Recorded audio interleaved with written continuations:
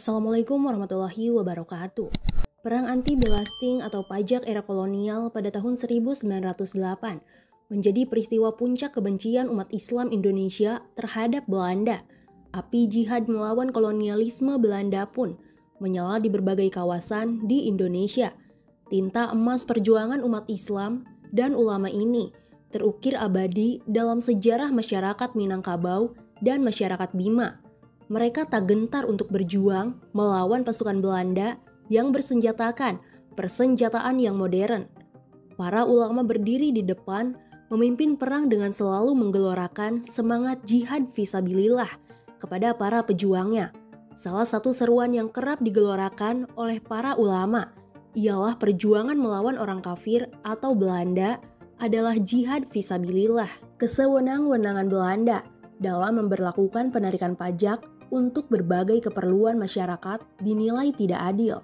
Belanda yang merasa sumber kas negaranya berkurang pasca kerugian dari sektor perkebunan yang terus merugi tersebut, membebani rakyat dengan menarik pajak. Pajak dari kepala, perkebunan, pertanian, rumah tangga, rumah adat, hingga penyembelihan hewan kurban pun diberlakukan. Hingga tahun 1940-an, kebijakan pajak inilah yang akhirnya memicu penderitaan rakyat di Hindia Belanda. Salah satunya seperti yang diberitakan oleh surat kabar Sinar Hindia pada tahun 1923, yaitu ada pajak badan, pajak perusahaan, pajak tanah, pajak perang, pajak anjing, dan pajak tembakau Sumatera. Selanjutnya, fakta-fakta sejarah tentang aksi dari patriotik umat Islam di bawah pimpinan ulama, yaitu kuatnya penerapan syariat Islam yang berlaku di Minangkabau dan Bima menjadi faktor utama yang mendorong mereka melawan penjajahan Belanda. Rakyat Minangkabau dikenal sebagai masyarakat yang menjunjung tinggi syariat Islam, adat Basandi Syarak, Syarak Basandi Kitabullah. Mereka secara konsisten menerapkan ini sebagai bagian dari tata kehidupan rakyat sehari-hari. Perang pemberontakan menentang diberlakukannya pajak banyak terjadi di Minangkabau. Di antara yang paling banyak diketahui dengan adanya temuan bukti-bukti sejarah ialah Perang Kamang dan Perang Manggopo yang berlangsung dalam waktu yang berdekatan. Perang Kamang yang dipimpin oleh Haji Abdul Manan berlangsung pada 15 Juni 1908. Pertempuran sengit umat Islam ini didahului oleh sejumlah tindakan arogan dari Belanda. Dan dari sekian banyak tindakan sewenang-wenang Belanda, terjadi setelah bocornya pertemuan para saudagar dan pemuka agama pada pertengahan Maret 1908.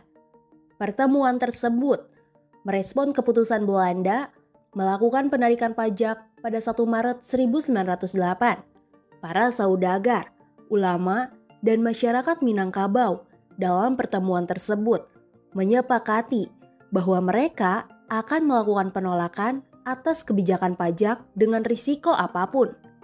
Dan imbasnya, Belanda pun melakukan aksi penculikan terhadap 20 orang pemuka adat yang turut hadir dalam pertemuan pada pertengahan Maret 1908. Para tokoh masyarakat Minangkabau tersebut pun ditangkap dan dibawa ke Bukit Tinggi oleh Belanda pada 22 Maret 1908. Aksi penculikan tersebut justru berhasil memantik berbagai aksi perlawanan dari rakyat Minangkabau. Bahkan, Belanda pun menanggapi hal ini dengan serius dengan menghadirkan bala bantuan dari Batavia. Peristiwa berikutnya yang juga mengawali insiden 15 Juni 1908 di Kamang ialah aksi penyerangan ke benteng Belanda di Batu Sangkar pada 20 April 1908. Pasca insiden di Batu Sangkar, perlawanan yang dilakukan oleh rakyat Minangkabau semakin meluas. Salah satu aksi perlawanan yang paling dikenal publik ialah pertempuran pejuang Minangkabau di Kamang pada 15 Juni 1908. Perlawanan kepada penjajah yang dipimpin oleh Haji Abdul Manan ini juga didahului dengan kedatangan pasukan Belanda ke Kamang pada 6 Juni 1908. Selain Perang Kamang, perang yang juga terjadi di Minangkabau ialah Perang Manggopo. Perang ini terjadi pada 16 Juni 1908. Pada Perang Manggopo, muncullah seorang pejuang bernama Siti Manggopo dengan usianya 28 tahun. Peperangan di Manggopo ini sangat heroik sebab berhasil menewaskan 53 orang serdadu Belanda dari total 55 serdadu yang ditempatkan di Manggopo. Setelah sempat lolos dari pengejaran Belanda, ia pun sempat merasakan tinggal di balik jeruji besi sebelum akhirnya dibebaskan oleh Belanda. Peperangan anti-Belasting tidak hanya muncul di kawasan kerajaan Minangkabau, aksi perlawanan terhadap perampasan harta rakyat ini juga berlangsung pada era Kesultanan Bima. Perang anti pajak atau Belasting terjadi di Kesultanan Bima, di Ngali, dan Dena yang terjadi pada tahun 1908 hingga 1910. Peperangan pejuang Bima di Ngali berjalan cukup lama antara 1908 hingga 1909 dengan tokoh utamanya yaitu seorang ulama bernama Abbas Daeng Manasa. Mereka berperang melawan Belanda dengan semangat mati syahid.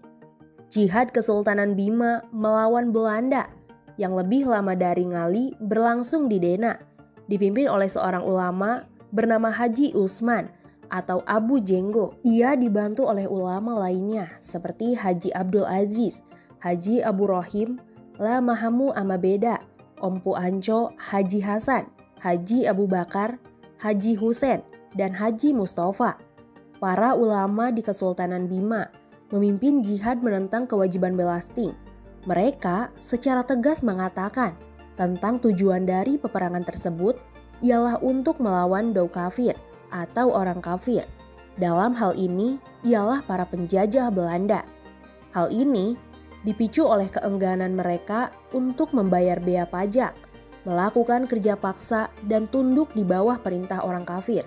Teguhnya mereka dalam memegang prinsip hukum Islam, bahkan membuat mereka tetap mengadakan perang. Pada intinya, rakyat Bima mengharamkan kehadiran Belanda di tanah kelahiran mereka. Dan berikut merupakan pernyataan Haji Usman yang juga Panglima Perang Dena kepada utusan Sultan Bima. Orang Belanda menginjakan kakinya di Dena berarti telah menodai agama Islam yang telah dianut oleh segenap penduduk desa Dena pada khususnya dan masyarakat atau Bojo pada umumnya. Orang Belanda adalah orang kafir. Karena itu, kami mohon agar orang Belanda dilarang masuk dan menginjakan kakinya di desa hamba.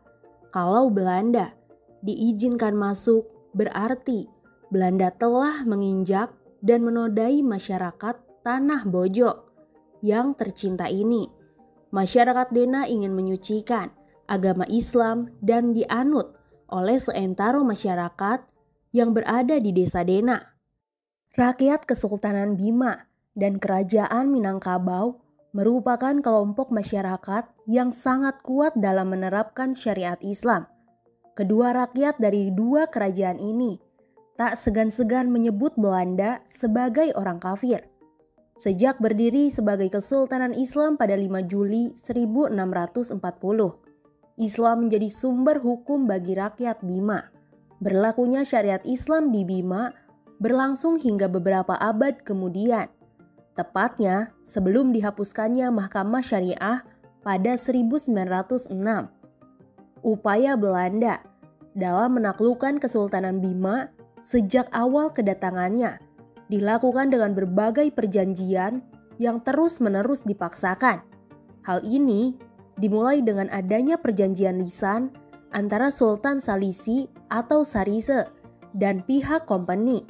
Pada masa itu, Sultan Sarise dan pihak VOC yang diwakili oleh Stephen Van Hagen melakukan perjanjian lisan.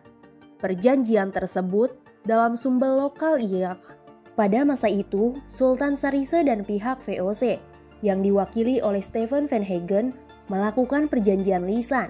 Perjanjian tersebut dalam sumber lokal dikenal dengan Sumpah Cake.